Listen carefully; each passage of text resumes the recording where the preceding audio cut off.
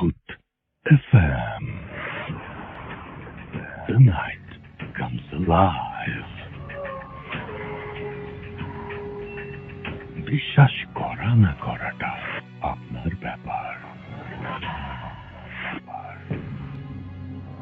শুনছেন রেডিও ভূতের এফএম, আর শুরু হয়ে গেল ভূত এফএম। আপনাদের সবাইকে স্বাগত জানাচ্ছি, আমি রাসেল।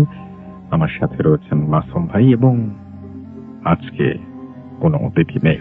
আমরা আগেই বলেছি যে আজকে একটা স্পেশাল এপিসোড আমাদের ফেসবুকে, এবং আপনারা জানেন যে আজকের এপিসোডটি স্পেশাল এই কারণেই যে 2019 চলে এসছে, এবং 2018তে আমরা অনেক দারুণ কিছু ঘটনা পেয়েছি, অনেক ধরনের ঘটনা পেয়েছি। সেই ঘটনাগুলো আমরা একটু আরো একবার ফিরে দেখতে চাই, এবং সেই ঘটনাগুলোতে যাদের ঘটনাগুলো আমরা শুনবো তারা হচ্ছেন ফারনান, আছেন বাবু ভাই, এবং এছাড়াও আছেন আমরা দেখতে পারবো যে আমাদের বেশ কিছু ইমেইল আছে, যে ইমেইলগুলো আমরা লাস্ট ইয়ারে পড়েছিলাম, সেই ইমেইলও পড়তে চাই। এছাড়াও ডক্টর আলিফের ঘটনা থাকবে, এছাড়াও আফনান ভাইয়ের ঘটনা থাকবে, বাকিদের ঘটনা আমরা শুনবো। তো সবকিছু মিলিয়ে একটা চমৎকার এপিসোড উপহার দেওয়ার ইচ্ছা আমার আছে আপনাদেরকে, এবং আমার মনে হয় যারা আর সবকিছু বাদ দিয়ে শুধু ঘটনা শুনতে চান, আমি লাস্ট উইকেও এরকম ইমেল পেয়েছি যে আপনারা মেসেজ পড়া কমিয়ে দেন, কমেন্ট পড়া কমিয়ে দেন, খালি গল্প শোনান। তো যাই হোক, আমি গল্প তো না, এগুলো সব ঘটনা, এবং আমরা ঘটনাই শোনাবো আজকে, এবং আশা করছি যে এই ঘটনাগুলো আপনাদের ভালো লাগবে। তবে পুরো এপিসোডটা কিন্তু আবার ভাববেন না যে পুরো এপিসোডই 2018 থেকে, যথারীতি ইমেল দিয়ে শুরু করবো আজকের এপিসোডটি, এবং এই ইমেলটি খুব রিসেন্টলি পেয়েছি। তবে তার আগে জানিয়ে দিই কিভাবে আমাদের সাথে কমিউনিকেট করবেন। যদি আমাদের ঘটনা লিখে পাঠাতে চান তাহলে আমাদের ইমেল অ্যাড্রেস হচ্ছে bhutfm@radiofurti.fm, which is bhwtfm@radiofurti.fm। আপনার নাম, ঠিকানা এবং ফোন নাম্বার সহ আপনার জীবনে ঘটে যাওয়া বা আপনার জানা সেরা ঘটনা লিখে পাঠিয়ে দিন আমাদের কাছে। ঘটনার শুরুতে অবশ্যই উল্লেখ করুন যে এই ঘটনাটি আপনি স্টুডিওতে এসে শেয়ার করতে চান, নাকি আপনি চান আপনার ঘটনা আমরা পড়ে শোনাই। যারা দেশের বাইরে রয়েছেন তারা সরাসরি অডিও ক্লিপ পাঠাতে পারেন বা লিখেও পাঠাতে পারেন ঘটনাটি। আমাদের দুটো পেজ রয়েছে, www.facebook.com/radio.furti and www.facebook.com/bhutfm.russell। এই দুটো পেজে এসেও আপনি লিখতে পারেন, লাইক দিতে পারেন, কমেন্ট করতে পারেন, এবং জানাতে পারেন যে আজকের এই স্পেশাল এপিসোডটি কেমন লাগছে। আমি কিন্তু এটা আপনাদের রিকোয়েস্টে, যারা শুনতে চান স্পেশাল এপিসোড তাদের জন্যই বলছি। এবং আপনারা দেখবেন যে ভূত এফএমে যে স্পেশাল এপিসোড হয়, যখন আমি সবসময়ই বলবো যে লাইভ শুনবেন, অনেকেই অনেক জায়গা থেকে শোনেন, সেখানে কিন্তু আসল ফিলটা আপনারা মিস করেন। খুবই সাউন্ড, মানে কথার পিঠে কথা লাগানো থাকে, মানে অনেক ঝামেলা হতে পারে সেখানে। বাট আপনি যদি লাইভ শোনেন তাহলে সেটা একটা অন্য ধরনের মজা কিন্তু আছে। যাই হোক, আমরা কথা না বলে ঘটনায় চলে যাই। আজকের প্রথম ঘটনা শুরু করছি একটা ইমেল দিয়ে, এবং আশা করছি ইমেলটি আপনাদের ভালো লাগবে। যেভাবে লিখেছেন আমি ঠিক সেভাবেই পড়ার চেষ্টা করছি। আসসালামু আলাইকুম রাসেল ভাই, আশা করি ভালো আছেন, কারণ আমি জানি আপনি সবসময় ভালোর দলে থাকেন। আমি মোহাম্মদ মেহেদি রহমান, ঢাকার গোপীবাগে থাকি। চাকরির ব্যস্ততার কারণে স্টুডিওতে এসে আমার ঘটনা বলা সম্ভব নয়, তাই আমার ঘটনাটি যদি ভূত এফএমে প্রচারযোগ্য হয় তাহলে আপনি পড়ে শোনালে আমি খুবই খুশি হব। ছোটবেলা থেকেই আমার প্যারানরমাল ঘটনার প্রতি তীব্র একটা আকাঙ্ক্ষা আছে। এসব ঘটনা শুনতে, এগুলো নিয়ে জানতে আমার খুবই ভালো লাগে।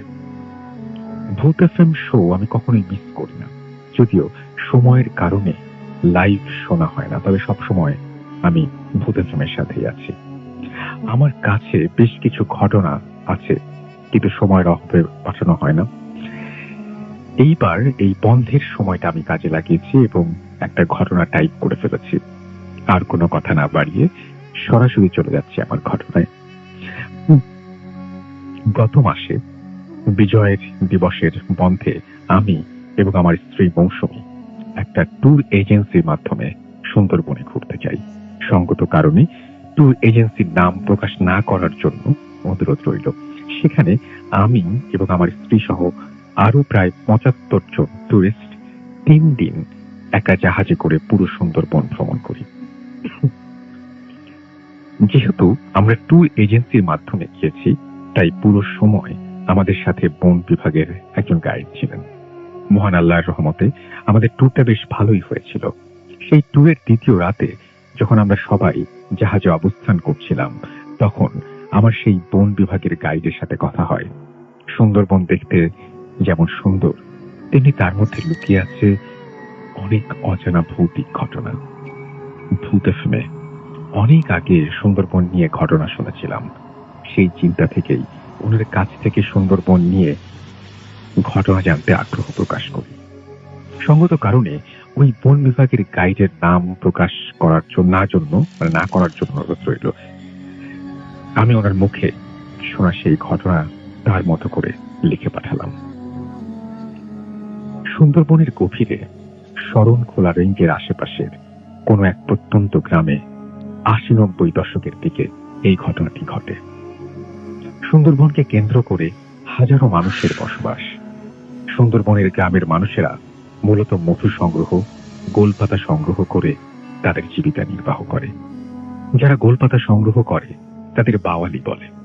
বনের অভ্যন্তরে নদী ও খালের পাড়ে প্রাকৃতিকভাবেই জন্মে প্রচুর পরিমাণ গোল গাছ। ডিসেম্বর থেকে মার্চ মাস পর্যন্ত গোলপাতা আহরণের সময়। প্রতি বছর এই মৌসুমে সাতক্ষীরা, বরগুনা, বাগেরহাট ও পটুয়াখালীর হাজার হাজার বাওয়ালি গোলপাতা আহরণ করে নৌকার মাধ্যমে পরিবহন করে এবং তা বিক্রির কাজ করে।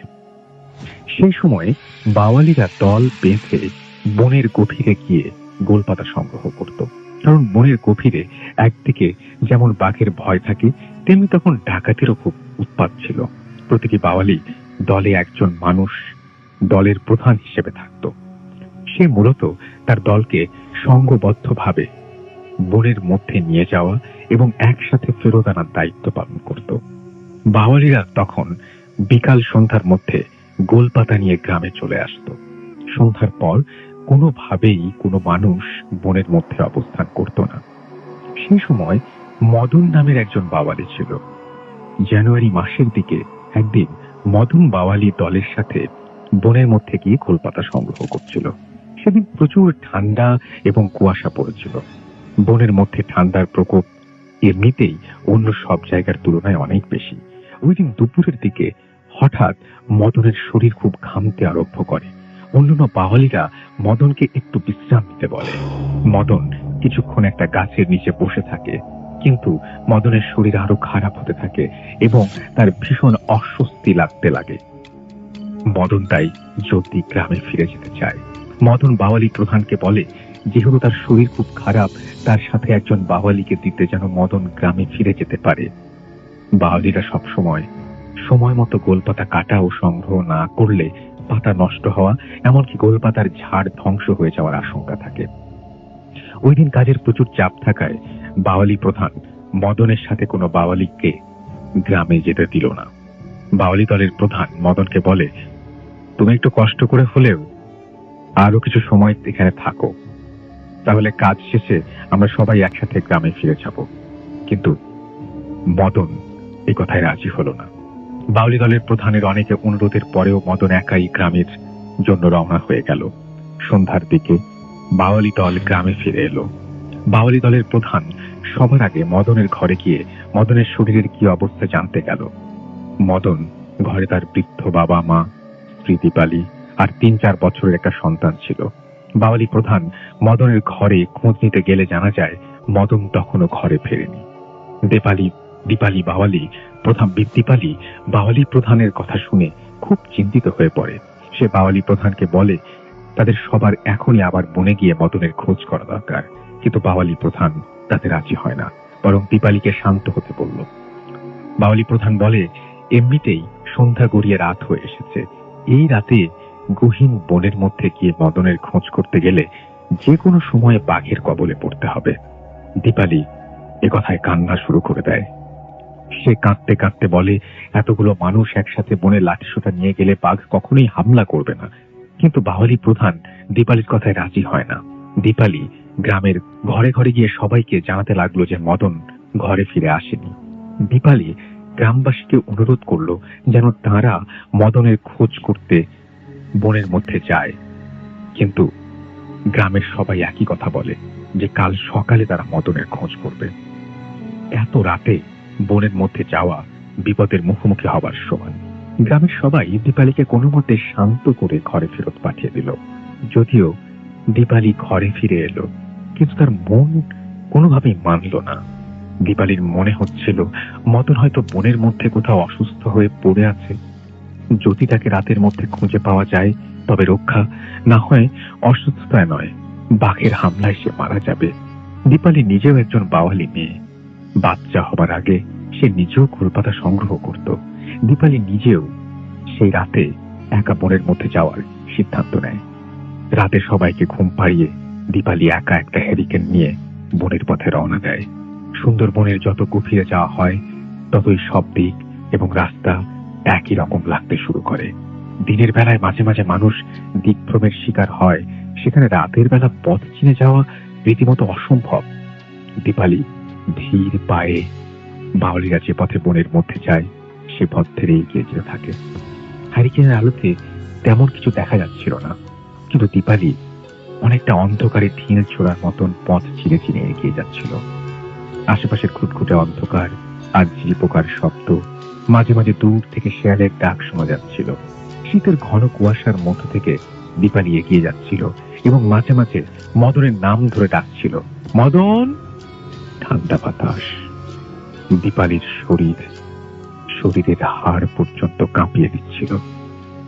গ্রাম থেকে মোটামুটি অর্ধেক পথ এগিয়ে যাবার পর দীপালি দেখল চাঁদের আলোতে আশেপাশের বন খানিকটা দেখা যাচ্ছে। দীপালি আশেপাশে ভালো করে তাকিয়ে দেখলো কেউ নেই। সামনের দিক বন আরো গভীর হবে।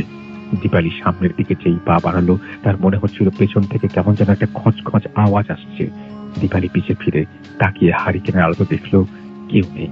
দীপালি আরেকটু সামনে যেতেই পাশের ঝোপগুলো নড়ে উঠল। চাঁদ আর হ্যারিকেনের আলোতে দীপালি তেমন কিছুই দেখতে পেল না। এবার কেমন যেন অস্বস্তি লাগতে শুরু করলো। আশেপাশে নিশুতি পরিবেশ। এবার তার কেমন যেন ভয় লাগতে শুরু করলো। অনেক বাঘ মানুষকে একটু অনেক দূর থেকে পেছু নেয়, সময় মতো মানুষের উপর হামলা করে। দীপালি এবার দ্রুত পায়ে গ্রামের দিকে রওনা দিল।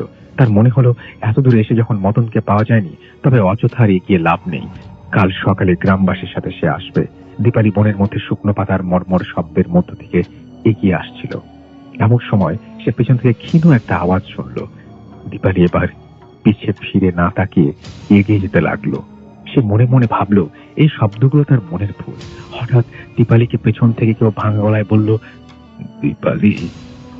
দীপালি এবার স্পষ্ট শুনলো যে কেউ তার নাম ধরে ডাকছে। দীপালি আবার পেছন ফিরে তাকালো। আশেপাশে শুধু গাছপালা ঝোপঝাড় ছাড়া আর কিছুই দেখা গেল না।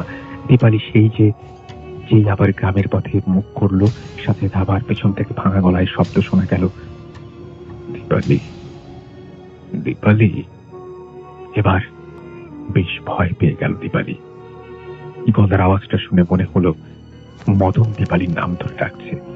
দীপালি এবার পিছনে ঘুরে দেখলো যে তার থেকে খানিকটা দূরে একটা গাছের নিচে কেমন ঘন জমাট বাঁধা অন্ধকার। দীপালি একটু চাপা স্বরে বলল, কে ওখানে? মদন। দীপালি তো একবার মদনের নাম ধরে ডাকলো, কিন্তু আশপাশ সম্পূর্ণ নিস্তব্ধ। এবার দ্রুত গ্রামের দিকে পা বাড়ালো সে। হাড় কাঁপানো শীতে দীপালির আরো ভয় লাগছিল। হঠাৎ দীপালির মনে হলো হ্যারিকেনের আলোটা কেমন ক্ষীণ হয়ে আসছে, হ্যারিকেনটা যেন বন্ধ হয়ে যাবে। ঠিক সেই সময় দীপালির কানের পাশে ফিস ফিস আওয়াজ আসলো, দীপালি, আমাকে নিয়ে যা। দীপালি চমকে উঠে পেছনে ঘুরে তাকালো। তার হাত থেকে হ্যারিকেনটা নিচে পড়ে গেল। হ্যারিকেনের আলোটা দপ করে নিভে গেল। দীপালি কিছুক্ষণ আশেপাশে সব অন্ধকার দেখছিল। শোঁ শোঁ করে চারপাশে ঠান্ডা বাতাস বইছিল। ধীরে ধীরে চাঁদের আলোতে দীপালি হালকা হালকা সব দেখতে পেল। চারিদিকে কোনো কিছুই ছিল না, না কোনো মানুষ, না কোনো পশু পাখি, না কোনো অবয়ব। এই ঠান্ডাতেও দীপালির শরীর গরমে ঘেমে গেল। নিজেকে স্থির করে একটু নিঃশ্বাস নিয়ে দীপালি আবার গ্রামের দিকে পা টিপে টিপে এগোতে লাগলো। পর মুহূর্তে দীপালি তার সামনে কয়েক হাত দূরে যা দেখলো তা দেখার জন্য তার পায়ের নিচ থেকে মাটি সরে গেল। দীপালি দেখলো তার থেকে কয়েক হাত দূরে ঘন জমাট অন্ধকার তার কাছে চলে আসছে। সেই অন্ধকার একটা মানুষের মতো অবয়ব, কালো, জমাট বাঁধা অন্ধকারের মধ্য থেকে মদনের বিভৎস মুখ ভেসে উঠল। মদনের মুখ ছাড়া শরীরের আর কোনো অংশ বোঝা যাচ্ছিল না। মদনের চোখের কোটর ফাঁকা। মদনের মুখ ছাড়া শরীরের আর কোনো অংশ বোঝা যাচ্ছিল না। মদনের চোখের কোটর ফাঁকা ছিল, তাতে কোনো মনি ছিল না। তার মুখের বিভিন্ন স্থানে বড় বড় ক্ষত। বিকৃত মুখটা দীপালির দিকে এগিয়ে আসছিল আর বলছিল, দীপালি আমাকে নিয়ে যা, দীপালি আমাকে নিয়ে যা। এই দৃশ্য দেখে দীপালি আর সহ্য করতে পারল না। প্রচন্ড জোরে চিৎকার দিয়ে বোনের দিকে ছুটতে লাগলো। কিছু দূর গিয়ে দীপালি পা পিছলে পড়ে যায় অথবা নিজে থেকে জ্ঞান হারিয়ে ফেলে। কারণ এরপর তার আর কিছুই মনে ছিল না। খুব ভোরবেলা মদনের বাবা মা ঘুম থেকে উঠে দীপালিকে ঘরে না পেয়ে জলদি গ্রামবাসীকে খবরটা জানায়। গ্রামবাসীরা ওই বাওয়ালি প্রধানের সাথে সুন্দরবনের গভীরে যায়। তারা বনের মধ্যে একটা পুকুরের পাড় ঘেঁষে দীপালিকে অচেতন অবস্থায় খুঁজে পায়। দীপালির শরীরে প্রচন্ড জ্বর ছিল। মদনের লাশ পাওয়া যায় বনের অনেকটা ভেতরের দিকে। তার চোখ দুটো উপড়ে ফেলা হয়েছিল। মুখের বিভিন্ন অংশ ক্ষত দেখে সবাই ধারণা করছিল কোনো শকুন অথবা কোনো পাখি মাংস খুবলে খেয়ে ফেলেছিল। মদনের চেহারাটা খুব বিকৃত ছিল। অসুস্থতার কারণে মদন হয়তো বনের মধ্যেই স্ট্রোক করে মারা গিয়েছিল। এরপর তার মৃত লাশটাকে বন্য পশু বা শকুন খুবলে খেয়ে বিকৃত করেছে। দীপালিকে গ্রামে নিয়ে আসার 2 দিন পর দীপালির জ্ঞান ফিরে আসে। দীপালি তখন গ্রামবাসীকে তার সব ঘটনা খুলে বলে। দীপালির জ্বর কোনোভাবে কমানো সম্ভব হয়নি। কয়েকদিন পর দীপালি মারা যায়। ঘটনা এখানে শেষ হতে পারত, কিন্তু তা হলো না। এরপর সন্ধ্যার পর ওই গ্রামের কোনো মানুষ বনের মধ্য দিয়ে গ্রামে ফিরতে গেলেই প্রায় মদনের গলার আওয়াজ পেত। ফিস ফিস করে মদন বলছে, আমাকে নিয়ে যা, আমাকে নিয়ে যা। এমনকি ভর দুপুরেও বাওয়ালিরা মদনের ডাক শুনছে। এই কারণে বাওয়ালি এবং গ্রামবাসীর মধ্যে একটা ভয় কাজ করে। গ্রামবাসীরা ওঝার কাছে গিয়ে সব ঘটনা খুলে বলে।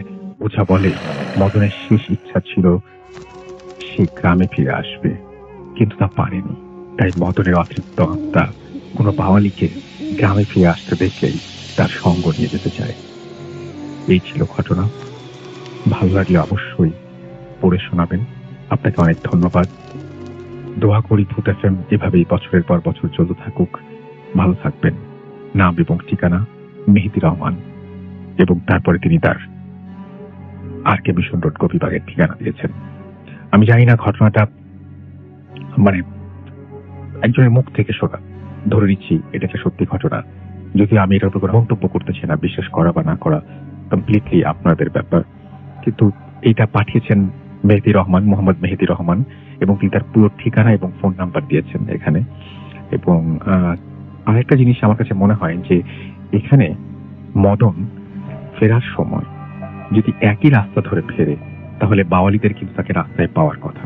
আমার ধারণা যে শকুন বা যে কোনো প্রাণী যারা তাকে খুবলে খেয়েছে বলে ধারণা করা হচ্ছে, তারা তাকে কিছুটা টেনে হয়তো বনের গভীরে বা অন্য কোথাও নিয়ে গিয়েছিল।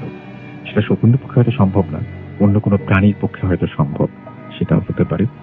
বা পুরো মৃত্যুটাই অস্বাভাবিক হতে পারে। এবং তারপর থেকে এখনো তো মদন সেই সুন্দরবনে আছে। সুন্দরবনে গেলে কেউ হয়তো, আর যদি ঘটনাটা সত্যি হয়ে থাকে, তাহলে হয়তো আপনারাও শুনতে পাবেন মদনের সেই আত্মচিৎকার, আর্তনাদ। এই ছিল ঘটনা, এবং আশা করছি এই ঘটনাটি আপনাদের ভালো লেগেছে। আমি চলে যাব আজকের প্রথম স্টোরিতে, এবং আমি ফিরে যাব এই জানুয়ারি মাসেই 2018 জানুয়ারিতে চলে যাব।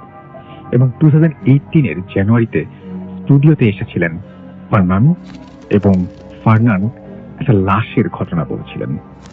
আমরা একটু আগে মদনের লাশ হওয়া থেকে এবার চলে যাচ্ছি একটা লাশ টানার ঘটনায়, এবং আশা করছি এই ঘটনাটি আপনাদের ভালো লাগবে।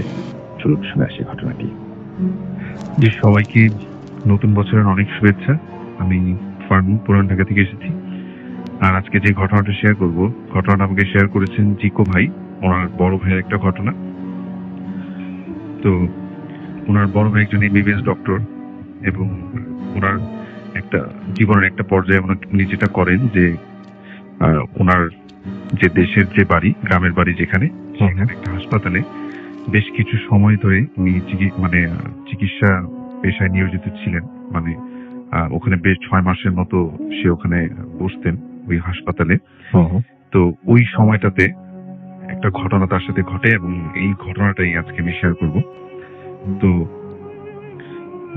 ওনার যে কাজটা মেইনলি ছিল যে সব পেশেন্টদের দেখার পরে যে কোনো ধরনের যদি বেওয়ারিশ লাশ আসতো সেই লাশগুলোকে পোস্টমর্টম করা। আচ্ছা। তো এই ঘটনাটা যে সময়টাতে ঘটে ঠিক তার প্রায় মাসখানিক ধরে এরকম বেওয়ারিশ আসে নাই। আচ্ছা। অফ ছিল আসাটা। তো হঠাৎ এক শীতের রাতে, মানে অনেক ঠান্ডা পড়েছিল সে রাত্রে, হুম। যেটা হয় যে খুব একটা পেশেন্টও ছিল না ওই হাসপাতালে, যেহেতু গ্রামের একটা হাসপাতাল। হুম। তারা খুব তাড়াতাড়ি মানে উনি ওখান থেকে চলে আসবে, বাসায় ফিরে যাবে।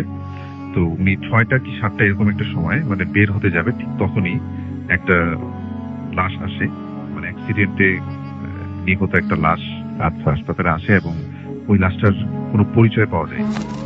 অনেকক্ষণ ধরেই তারা চেষ্টা করে আশেপাশে এলাকার লোকজন যে লাশটা আসলে কোথেকে এসেছে, হাইওয়ে রোডের উপরে লাশটাকে পাওয়া যায়, তার কোনো পরিচয় পাওয়া যায়নি। তো যেটা হয় যে তাকে তৎক্ষণাৎ ওই লাশটার পোস্টমর্টম করার নির্দেশ আসে। আচ্ছা।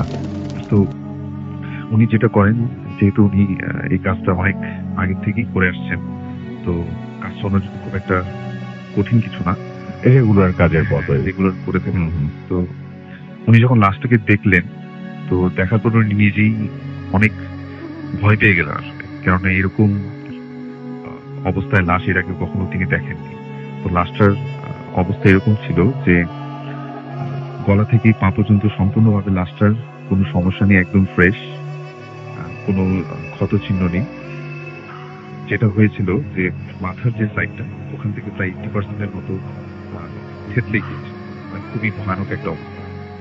লাশটাকে দেখলেই মানে ভয় পেয়ে যাবে এরকম একটা। ইভেন সে নিজে এত দিন ধরে পোস্টমর্টম করছিল, কিন্তু এইরকম অবস্থার লাশ সে কখনোই দেখেনি। তো উনি যেটা করলেন যে যেহেতু সেই রাতের মধ্যেই, রাত 10টার মধ্যেই নাকি পোস্টমর্টমের রিপোর্ট পাঠাতে হবে পুলিশ স্টেশনে, সেই জন্য উনি যেটা করলেন যে সে রাতেই পোস্টমর্টমের কাজটা সেরে ফেললেন। তো উনি যখন পোস্টমর্টম করছিলেন তখন যেটা হয় যে ওনার সাথে যে একজন ডক্টর ছিল, উনি যখন করছিলেন তখন ওনার কাছে মনে হচ্ছিল যে লাশটার হাত পা হঠাৎ করে নড়ে চড়ে উঠতেছে এরকম, মানে এখন পর্যন্ত লাশটাতে মনে হচ্ছে লাইফ আছে। তো উনি তখন মনে হচ্ছে লাইফ আছে। হ্যাঁ, হাত পা নড়তেছে এরকম হঠাৎ করে ওনার কাছে বারবার মনে হচ্ছিল, এবং উনি এনশিওর হওয়ার জন্য তার সাথে যে ডক্টরটা ছিলেন তাকেও জিজ্ঞেস করছিলেন যে তুমি কি এরকম কিছু দেখেছো? তো সেও বললো যে হ্যাঁ, আমার কাছেও মনে হচ্ছিল যে হঠাৎ করে হাত পা নড়ে উঠছে লাশটার। তো তারপরে ওনারা পোস্টমর্টম করে, এবং পোস্টমর্টম করার সময় উনি যেটা করেন যে লাশটার পায়ের কাছ থেকে বেশ কিছু মানে মাংস নিয়ে ওনার ফেসটাতে সার্জারির মতো একটা করে দেন, যাতে লাশটাকে এরপরে নেক্সট টাইম কেউ দেখলে যাতে ভয় পেয়ে না যায়। মানে লাশটার অবস্থা এতই খারাপ ছিল যে এটাকে যে কেউ দেখবে তার মনে এটা একটা প্রতিচ্ছবি থেকে যাবে এবং সে ভয় পাবে।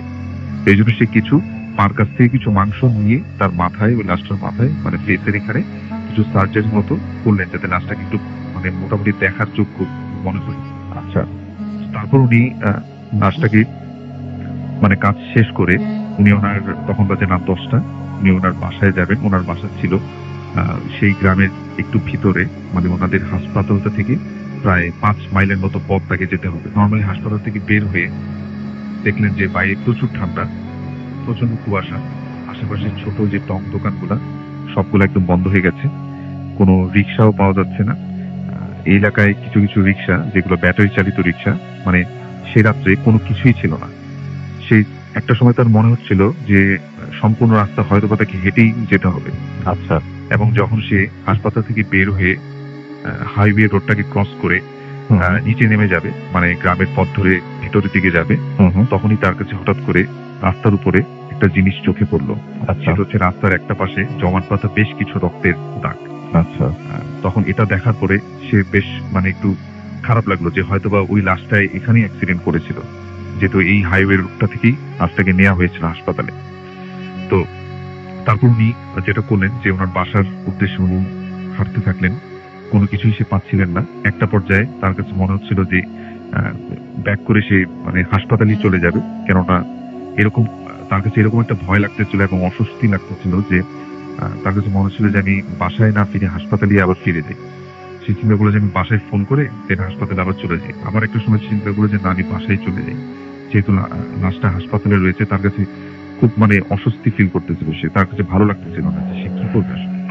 তো একটা পর্যায়ে এরকম করতে করতে সেই গ্রামের রাস্তা ধরে যখন সে হাঁটছিল, হঠাৎ করে দেখলো যে দূর থেকে একটা রিক্সা তার সামনে এসে দাঁড়ালো, এবং রিক্সাটা ছিল ব্যাটারি চালিত রিক্সাগুলোর মতো একটা রিক্সা, এবং ওটাতে একটা রিক্সাওয়ালা বসা ছিল, এবং রিক্সাওয়ালা ওনাকে বললেন যে আপনি কোথায় যাবেন, আপনাকে আপনার গন্তব্যস্থলে আমি পৌঁছে দেব। তো উনি একটু চিন্তা করলেন যে না ঠিক আছে, যেহেতু রিক্সাটা পেয়ে গেছি এখন বাসার উদ্দেশ্যে যাওয়া যাবে। এবং রিক্সাওয়ালার বর্ণনাটা আমি এইভাবে দিব যে যে রিক্সাওয়ালাটা বসা ছিল ওনার সম্পূর্ণ শরীর চাদরে ঢাকা ছিল, মুখে একদম জাস্ট চোখটা দেখা যাচ্ছিল, আর বাকি সবকিছুই মানে শীতের জন্য সে মানে শীতের কাপড় চোপড় পরেছিল, এরকম একটা অবস্থা। আচ্ছা, তো উনি বললো যে আমাকে এই জায়গায় নিয়ে যেতে হবে, বাজার বা এই বাজার এখানে নামিয়ে দিতে হবে। তো রিক্সাওয়ালাটাকে একদম সুন্দর মতো তার বাসার সামনে যে বাজারটা সেখানে তাকে নামিয়ে দেয়, এবং যখন সে রিক্সা থেকে নেমে 50 টাকার একটা নোট ওই রিক্সাওয়ালাকে দিতে যাবে, তখন রিক্সাওয়ালা তাকে বললেন যে স্যার আমি ভাড়া লাগবে না, আমাকে জাস্ট একটা ছোট্ট উপকার করবেন। আচ্ছা, এই কথা বলে রিক্সাওয়ালা তার পকেট থেকে বের করলো একটা কাগজ বের করে তার হাতে দিল, এবং সেটা দেওয়ার সাথে সাথে রিক্সাটা চালিয়ে চলে গেল, আর কিছুই সে বললো না। এবং সে নিজেও একটা হাতে কাগজ এবং একটা হাতে ওই 50 টাকার নোটটা নিয়ে সে নিজেও চিন্তা করতে থাকলো যে এটা আসলে কি হলো, মানে এটা আসলে কি দিল আমাকে আসলে, এবং ভাড়াটাই বা সে নিল না কেন। একটা পর্যায়ে সে তার নিজেকেই আশ্বস্ত করতে লাগলো যে যেহেতু সে গ্রামের একজন ডক্টর এবং একদম সদর হাসপাতালই ওনার পোস্টিং, তো গ্রামের অনেক মানুষকেই সে মানে ফ্রিতে ট্রিটমেন্ট দিয়ে থাকেন। তো ওনার কাছে মনে হচ্ছিল যে ওনার কাছে যে ছোট্ট একটা সাহায্যের কথা বললো, এটা হয়তো ওনাকে হয়তো কেউ চিনে থাকে, ওনারই হয়তো কোনো পেশেন্ট ছিল, তো ওনাকে জাস্ট মানে ভাড়াটা না নিয়ে জাস্ট তাকে একটা সম্মানার্থে তাকে বাসায় নামিয়ে দিয়ে চলে গেছে, এরকম কিছু একটা, বা কোনো মেডিসিন বা কিছু একটা পরে তার কাছে হয়তো বা নিতে আসবে সে, মানে কোন দরিদ্র মানুষ পরে হয়তো বা দাঁড়ি করবে, এরকম কিছু একটা। তো সে জাস্ট রীতিমতো তার বাসার কাছে এসে মানে সে বাসায় ঢুকে গেল, এবং সবকিছু নর্মালি ছিল। বাসায় আসার পরে তার ওই লাশটার কথাও সে আস্তে ভুলে যাচ্ছিল, এবং যখন সে রাত্রে ঘুমাতে যাবে তখন তার হঠাৎ করে ওই ছোট্ট কাগজটার কথা মনে পড়লো, যে আমাকে তো একটা কাগজ দিয়েছিল, ওটাতে আসলে কি লেখা সেটা তো দেখা হয়নি। তো সে যেটা করলো, বিছানায় ঘুমানোর সময় সে কাগজটা হাতে নিয়ে দেখলো, এবং কাগজটা যখন সে খোলার সাথে সাথে সে বেশ অবাক হয়ে গেল। সে দেখলো যে ওটা নর্মাল কোনো কাগজ ছিল না, ওটা ছিল তার হাসপাতালের যে প্রেসক্রিপশন, যেটাতে তার হাসপাতালের নাম লেখা এবং তার নিজের নামও লেখা আছে প্রেসক্রিপশনটাতে, এবং ওই প্রেসক্রিপশনটাই তাকে ওই রিক্সাওয়ালাটা দিয়েছে, এবং প্রেসক্রিপশনের মাঝখানে লেখা ছিল যে আমাকে আর কষ্ট দিবেন না, আমাকে কাল সকালের মধ্যেই কবর দেওয়ার ব্যবস্থা করেন। জাস্ট এই কথাটুকু লেখা ছিল। আচ্ছা, তখন এই কথাটা পড়ে মানে সে মানে একদম যেটা বলবো যে একদম ঠান্ডা হয়ে গেল, যে এটা কি লেখা আসলে, এবং এটা আসলে কে, মানে ওই লোকটা কে ছিল আসলে, তাকেই বা কেন এই কাগজটা দিতে আসলো। ওই রিক্সাওয়ালাটা তো তার একদমই অপরিচিত, এর আগে কখনোই সে তার সাথে কথা বলেনি, এবং আসলে কে ছিল সে, তার সেই রাতে একদম প্রচন্ড ভয় পাচ্ছিল, এবং বারবার তার কাছে মনে হচ্ছিল যে লাশটা সে পোস্টমর্টম করে আসছে ওই লাশটাই নাকি রিক্সাওয়ালাটা। সে বেশ মানে ভয় পাচ্ছিল, এবং সে যেটা হয় সারা সে ঘুমাতে পারেনি, এবং ভোরের দিকে সে হাসপাতালের দিকে রওনা হয়, এবং হাসপাতালে যে যারা কর্তব্যরত লোক ছিল তাদের সবাইকে মানে জিজ্ঞেস করার চেষ্টা করে যে গত রাতে যে লাশটা এসেছিল, লাশটা আসলে কোথায় তোমরা পেয়েছিলে। তো অনেকক্ষণ পরে যেটা হয় যে একটা নিউজ পাওয়া যায়, সেটা হচ্ছে যে ওই লাশটা আসলে হাইওয়ে রোডটাতেই একজন রিক্সাওয়ালার লাশ ছিল, এবং তাকে মানে একটা ট্রাক তার মাথার উপর দিয়ে চলে যায়, এবং সে ওখানেই মারা যায়। আর তারপরে লাশটাকে হাসপাতালে নিয়ে আসা হয়, এবং যেটা হয় যে ওই হাসপাতালের একটা নিয়ম ছিল যে মানে যদি এরকম কোনো লাশ রিসিভ করতে কেউ না আসে, সেক্ষেত্রে যেটা করতেন তারা, যে হাসপাতালে যে বর্ণগুলো ছিল এগুলোকে কোনো একটা কাজে ইউজ করা হতো। সব জায়গায় এরকম একটা নিয়ম থাকে, তো ওনাদের হাসপাতালেও এরকম একটা নিয়ম ছিল। এবং উনি যেটা করলেন যে সকালের দিকে প্রায় একদম দুপুর পর্যন্ত চেষ্টা করলেন যে লাশটার ভালো মতো খোঁজ খবর নেওয়ার, কিন্তু কোনো লোকই মানে ওই লাশটাকে নিতে আসলো না। তো উনি তখন যেটা চিন্তা করলেন, যেহেতু তার কাছে একজন রাত্রে এরকম একটা রিকোয়েস্ট করেছিল যে আমাকে ছোট্ট একটা উপকার করবেন, এবং সে যেটা চিন্তা করলো যে লাশটাকে আর সেই মর্গে না রেখে লাশটাকে একদম বেওয়ারিশ হিসেবে দাফনের ব্যবস্থা সে করে দিল। লাশটার জানাজাও পড়ানো হলো এবং লাশটাকে দাফনের ব্যবস্থা করে দেওয়া হলো। ওকে,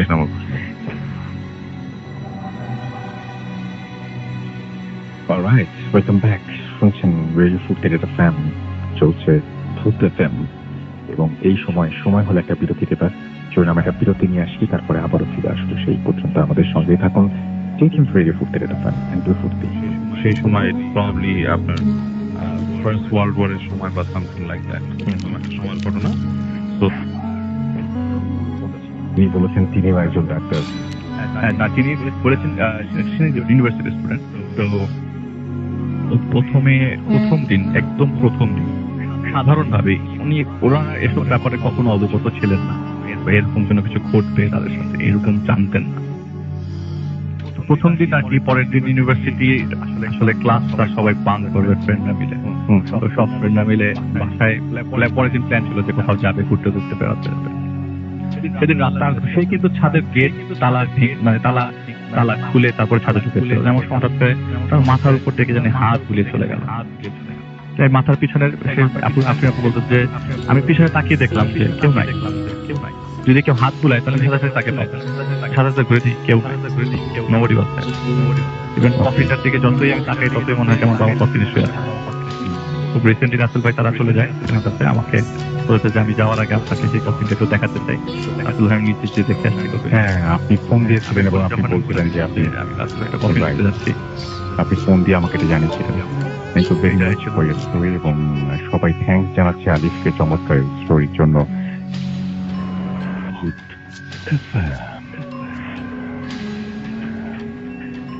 বিশ্বাস করা না করাটা আপনার ব্যাপার।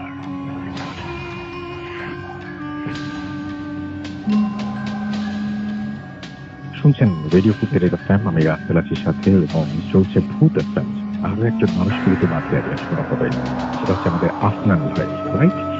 তো আফনান ভাইয়ের জন্য আমাদের খুব বেশি দূর যেতে হবে না, নভেম্বর মাসে ফিরে গেলে চলবে। এবং নভেম্বর মাসে 2018 নভেম্বর তিনি এসেছিলেন এবং একটা চমৎকার ঘটনা তিনি শেয়ার করেন, এবং আশা করছি যে এই ঘটনাটি আপনাদের অনেক ভালো লাগবে। কোনো কথা না বাড়িয়ে চলে যাই আফনান ভাইয়ের ঘটনায়। আসসালামু আলাইকুম লিসেনার, আশা করি সবাই ভালো আছেন। আজকে রাসেল ভাই যে ঘটনাটা আমি শেয়ার করব, ঘটনাটি ঘটেছিল সিঙ্গাপুরে, বাট যার সঙ্গে ঘটেছিল বা যিনি আমাকে বলেছেন মানে তার বাসা রাজবাড়ির বালিয়াকান্দি উপজেলায়। ঘটনাটি আসলে যে আমাকে বলেছে তার নাম আব্দুল কাদের। তো তার বড় ভাইয়ের নাম হলো আব্দুল খালেক। ওই আব্দুল খালেক 2010 সালে উনি সিঙ্গাপুরে গিয়েছিলেন। তো সিঙ্গাপুরে উনি যেখানে কাজ করতে গিয়েছিলেন সেখানেই এই ঘটনাটি আমি সরাসরি চলে যাব।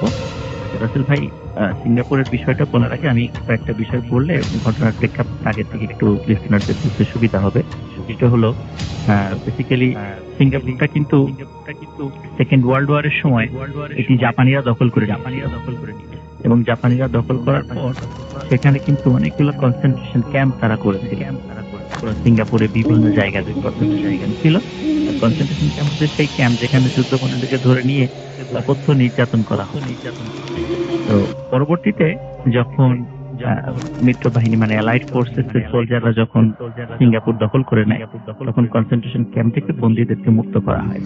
আর রাসেল ভাই, আরেকটা বিষয় সেটা হলো জাপানি কিছু শব্দ রয়েছে, যেমন হাতনাহেনা, রিক্সা, হারিকিরি।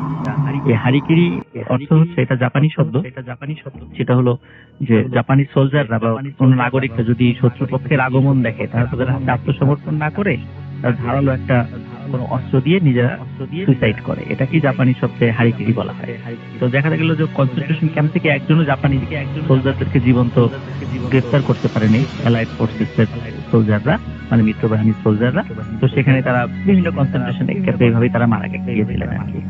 এখন রাসেল ভাই, আমি ঘটনাটা চলে যাচ্ছি। তো যিনি গিয়েছিলেন আব্দুল খালেক সাহেব, উনি বেসিক্যালি মানে সিঙ্গাপুরে যাওয়ার আগে বিভিন্ন ধরনের কাজ হচ্ছে ওখানে।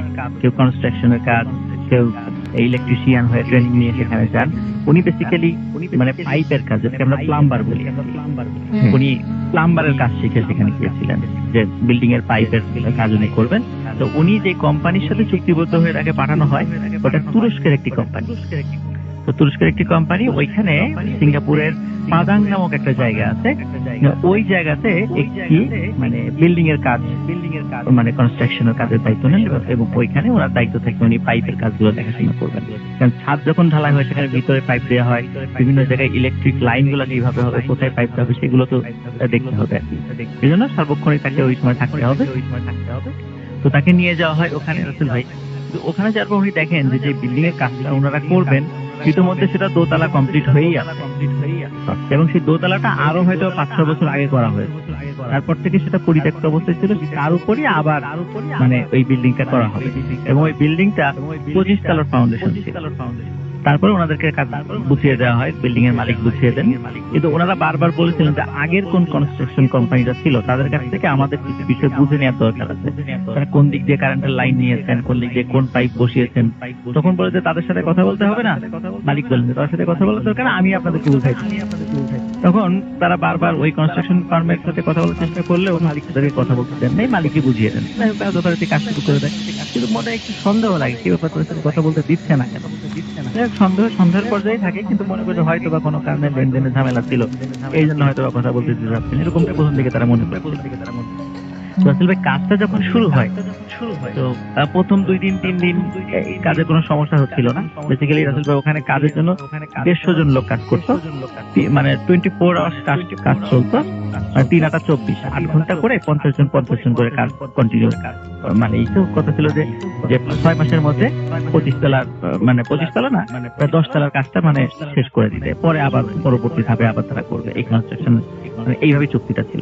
তবে কাজটা যখন শুরু হওয়ার পর মানে দেখা গেল যে রাতের বেলা সাধারণত কাজের যারা দায়িত্বে থাকে, ঠিক রাতের মানে শিফট অনুযায়ী যখন হয়তো বা কারো সপ্তাহে হয়তো 1বার বা 2বার সুযোগ আসে, বা 2বার সুযোগ আছে রাতের বেলা কাজ করার আর কি, ওই শিফটিং হিসাবে আর কি। তো রাতের বেলা কাজ করতে গেলে আসলে কিছু বিপত্তি থেকে গেল। সেটা হলো মানে কিছু লোক মানে রাতে যখন মানে কনস্ট্রাকশন কাজগুলো করতো, তখন হঠাৎ কেউ মানে নিচে পড়ে যেত, হয়তো পা পিছলে পড়ে গেছে, বিভিন্ন কারণে হতে পারে। পড়ে গিয়ে আসলে এমন জায়গা পড়তো, মানে কনস্ট্রাকশন কাজে আমরা দেখেছি রড গুলো কিন্তু খাড়া করে থাকে, একদম রডের উপরে গিয়ে পড়তো এবং খুব বিভৎসভাবে মারা যেত। এইভাবে যখন কয়েকজন লোক মারা গেল, তখন লোকজন রাতের শিফটে কাজ করতে চাইল। তখন বলা হলো আমরা রাতের শিফটে কাজ করবো। মালিক বলে আচ্ছা ঠিক আছে, 16 ঘন্টা কাজ হবে, তো দিনের বেলায় কাজ হবে, 2 শিফটে কাজ হবে, গভীর রাতে সবাই ঘুমাবে, এইভাবে কাজ ঠিক হবে। কিন্তু রাতের বেলা রাসেল ভাই অনেক জিনিস চুরি হয়ে যেতে পারে, জন্য পাহারারও দরকার। তখন ওই প্লাম্বার হিসাবে যিনি ছিলেন রাসেল ভাই, ওই পাহারার কাজে তাকে একটু নিযুক্ত করা, যে আপনি আপনার কাজ তো কম, তাহলে আপনি একটু যদি এই সিকিউরিটির দায়িত্বটা পালন করেন, তাহলে আপনি এক্সট্রা একটা বেতন তাকে দেওয়া হবে। তো এই শর্তে উনি সিকিউরিটির দায়িত্বটা অতিরিক্ত হিসাবে নিতে রাজি হলেন। সিকিউরিটির দায়িত্ব যখন নিলেন, নেওয়ার পরে রাতের বেলা যখন ডিউটি উনি করছিলেন, তখন হঠাৎ ওনার মনে হলো যে বিল্ডিং এর নিচে থেকে মানে ওনারা তো 3 তলা থেকে মানে 2 তলা কমপ্লিট করে 3 তলা থেকে কাজ শুরু করেছিলেন। তখন মনে হলো একদম বেসমেন্টে মানে অনেক লোকের শব্দ, বা মনে হচ্ছে অনেক লোক কথা বলছে, এরকম মানে বিষয়টা তার কাছে মনে হয়। তখন উনি আস্তে আস্তে সাহস করে উনি এবং ওনার সাথে একজন লোক ওরা নিচে যান। নিচে যাওয়ার পরে দেখা যাচ্ছে যে কোনো শব্দ নেই। তখন ওনার সাথে যিনি লোক ছিলেন, উনি ছিলেন আবার ইন্দোনেশিয়ার। তো উনি আবার তাকে একটু ধমক দিয়ে বললেন যে এত রাতের বেলা এখন উপর থেকে নিচে আসছি, যদি উপরে কোনো কিছু চুরি হয় তাহলে আমাদের দোষ হবে, তুমি কি শুনতে শুনেছো, তাড়াতাড়ি উপরে চলো। তখন উনি আবার উপরে চলে যান। উপরে যাওয়ার পরে আবারও শব্দ ওই আব্দুল খালেক সাহেব শোনেন। তখন যখন ইন্দোনেশিয়ার ওই লোককে বলেন তোরা আবার গিয়ে দেখে আসি, তখন কিন্তু ইন্দোনেশিয়ার ওই লোককে যেতে রাজি হয়। তখন ইন্দোনেশিয়ার ওই লোকটা বলেন যে তোমার যদি এতই আগ্রহ থাকে তো তুমি একাই যাও, আমি যাও। ভাই উনি একাই টর্চ নিয়ে নিচে যাওয়ার পরে সত্যি তখন ওই শব্দটা মানে মিলিয়ে যায় না। তখন শুনতে অসংখ্য লোক চেঁচামেচি মানে আর্তনাদ এরকম করছে। তখন তখন এটা শোনার পরে উনি বেশ ভয় পান ওখানে, তাড়াতাড়ি ওখান থেকে চলে আসে। আসার পরে ওনার মালিককে বলেন যে রাতের বেলা এই বিষয়গুলো মানে শুনেছি। তখন ওর মালিক ওনাকে বলেন যে তুমি খবরদার এই কথাগুলো মানে অন্যান্য শ্রমিকের কাছে বলো, তাহলে তারা ভয় পাবে, তারা কাজ করতে চাইবে না। রাসেল ভাই উনি প্রথম বলে আচ্ছা ঠিক আছে আমি বলবো। রাসেল ভাই পরে মানে তার 2-3 দিন পরে যখন উনি আবার রাতের একটা শিফটের ডিউটির দায়িত্ব পড়ে রাতের বেলা, তখন উনি ফিল করছিলেন যে উনি একটা জায়গায় ডিউটি করছেন, উনি ফিল করছিলেন ওনার আশেপাশে কিছু কালো ছায়া মূর্তি ঘোরাফেরা। কিন্তু উনি মানে মানে উনি চিন্তা করলেন যে এটা কি হতে পারে, ওনার কি মনের ভুল, রাতে ডিউটি করছে হয়তো মনের ভুল হতে পারে, ওনার টেনশন করেন বাড়ি দেশের বাড়ি নিয়ে হয়তো ভুল হতে পারে, এটা উনি ভুল ভেবে দিচ্ছিলেন। কিন্তু মনে হলো যে কে যেন ওনার কানের কাছে এসে ফিসফিস করে বলছেন যে গো গো গো মানে চলে যাও চলে যাও এরকম কথা বলছেন। তো উনি সেটাতেও কোনো গুরুত্ব দেন না শুরু থেকে। এরপরে রাসেল ভাই বেশ কিছু লোক যারাই রাতের বেলা ডিউটি করে তারাই কানাঘুষা করে যে রাতের বেলা তারা কিছু শুনতে পায়, মানে কোনো মানুষের উপস্থিতি বা কারো উপস্থিতি তারা টের পায়। এরপরে মানে এই কথাগুলো যখন একে একে চারদিকে চতুর্দিকে ছড়িয়ে যে হ্যাঁ রাতের বেলা এখানে ভুতুরে কিছু শোনা যায়, এবং এই কিছু মানুষ যে মারা গিয়েছিল কিছুদিন আগে, হয়তোবা রাতের বেলা কাজ করার সময় ওরা এই টাইপের কোনো কিছু দেখে ভয় পেয়েছিল, সবার মধ্যে এই টাইপের কথা শুরু হয়ে যায়, অনেকে কাজ ছেড়ে দিয়ে চলে যায়। তখন মালিক তাদেরকে অনেক বুঝিয়ে শুনিয়ে বলে যে এগুলা কিছু না, এটা এমনিতেই হয়েছে অ্যাক্সিডেন্ট, আবার বুঝিয়ে শুনে রাখে। সর্বশেষ আব্দুল খালিদ ভাইয়ের সাথে যে ঘটনাটা ঘটেছিল সেটা হলো উনি আবার যখন রাতের বেলা ডিউটি করছিলেন তখন আবার নিচ থেকে প্রচুর আর্তনাদ। তখন উনি সাহস করে চিন্তা করেন যে এবার আমি সত্যি যাই দেখি এটা আমার মনের ভুল নাকি। তো উনি অনেক সাহস করে সত্যি রাসেল ভাই নিচে যান। যাওয়ার পরে উনি তখন মানে এতদিন তো শুধু মানে শুনেছেন, তখন চোখে উনি দেখলেন দেখে যে অসংখ্য লোক সেখানে মানে আর্তনাদ করছে এবং নির্দয় ভাবে কাউকে পেটানো হচ্ছে, কাউকে হত্যা করা হচ্ছে, মানে এক বিভীষিকাময় দৃশ্য, কারো শিরচ্ছেদ করা হচ্ছে, কাউকে ফাঁসি দেওয়া হচ্ছে, এরকম বিভীষিকাময় দৃশ্য সেখানে। ওই দৃশ্য দেখে উনি ওখানে সেন্সলেস হয়ে পড়ে যান। সকালবেলা যখন ওনাকে উদ্ধার করা হয় তখন উনি সব বিষয়গুলো খুলে বলেন এবং উনি ওনার মালিককে বলেন উনি আর কাজ করবেন। তখন ওনার মালিক অনেক তাকে রাখার জন্য চেষ্টা করে, কিন্তু উনি বলেন না, উনি কিছুতে কাজ করবেন। তখন উনি আবার দেশে ফিরে আসেন। রাসেল ভাই পরবর্তীতে আব্দুল খালিদ ভাই যেটা জানতে পেরেছিলেন সেটা হলো ওই যে মানে ওই ওনার যে বিল্ডিং এর কাজটা 2 তলা করে মানে শেষ হয়ে গেছিল, এর আগের আরেকটা কোম্পানি কাজ শুরু করেছিল, সেটা একটা মালয়েশিয়ান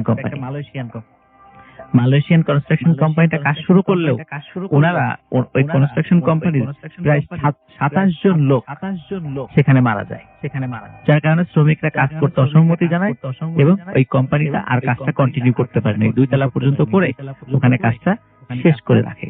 তারপরে 5-6 বছর পরে আবার তুরস্কের একটা কোম্পানির কাজটা মানে কনস্ট্রাকশন কোম্পানির কাজটা দায়িত্ব পায় এবং তারা এই কাজটা শেষ করার জন্য হাত দেয়।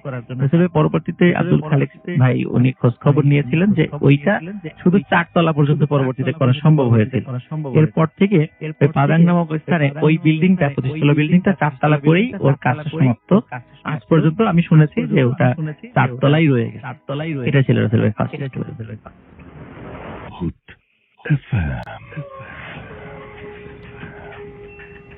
বিশ্বাস করা না করাটা আপনার ব্যাপার।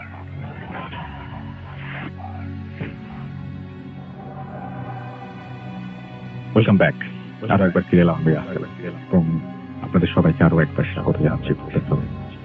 এবং আজকের এই স্পেশাল এপিসোড আমি জানি না যে আপনাদের ভালো লেগেছে কিনা, যদি ভালো লাগে তাহলে আরো করবো, আর যদি ভালো না লাগে তাহলে বন্ধ করে দেবো। বাট আপনারা অবশ্যই কমেন্টে লিখবেন যে এরকম এপিসোড আপনারা শুনতে চান কিনা, এবং মাঝে মাঝে আপনারাও কিন্তু এরকম এপিসোড বানাতে পারেন। কিভাবে বানাতে পারেন? আমাদের আপনারা লিস্ট দিতে পারেন যে এই এপিসোডের ঘটনাগুলো আমরা আবারও শুনতে চাই। আপনারা এই 1 সপ্তাহে এরকম যদি আজকের এপিসোডটি ভালো লেগে থাকে এবং আপনারা 1 সপ্তাহে এরকম স্পেশাল এপিসোড মাঝে মাঝে আপনারা শুনতে চান, তাহলে আপনারা লিস্ট দেন। সেই লিস্ট অনুযায়ী আমরা স্পেশাল এপিসোড করে সেটা যেই বছর হোক না কেন, যেদিনই কেন, যে আপনি শুধু ডেট দেন আর বলতে পারেন যে অমুক ডেটের স্টোরি, তাহলে আমরা সেই ডেট অনুযায়ী যে সেদিনের স্টোরিগুলো নিয়ে আমরা যদি পর্যাপ্ত সাড়া পাই তাহলে ইনশাল্লাহ আবারও এরকম একটা এপিসোড নিয়ে ফিরে আসবো। সেই পর্যন্ত আমাদের সঙ্গেই থাকবেন। Stay tune two radio food FM। কথা হবে আবারও আগামী শুক্রবার নতুন অতিথি নিয়ে ফিরে আসবো সেদিন। সেই পর্যন্ত সবাই ভালো থাকবেন, সুস্থ থাকবেন, সুন্দর থাকবেন, মোস্ট ইম্পর্টেন্টলি ফুর্তি থাকবেন। আজকের মতো এখানেই শেষ করছি। টাটা। Food FM। বিশ্বাস করা না করাটা আপনার ব্যাপার।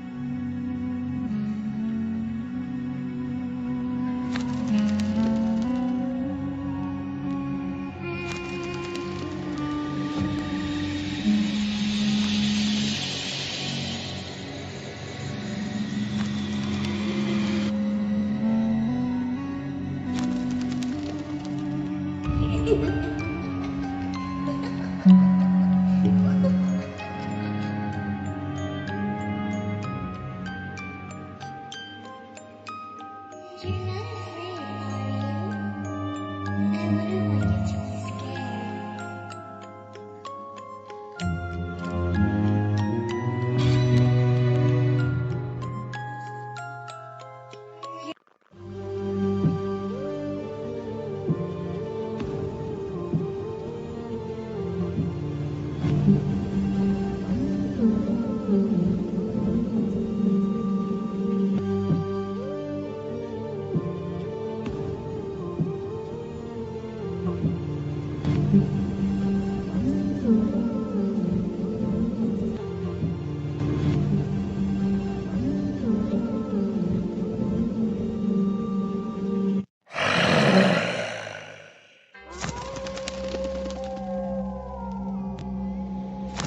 I wouldn't want you to be scared.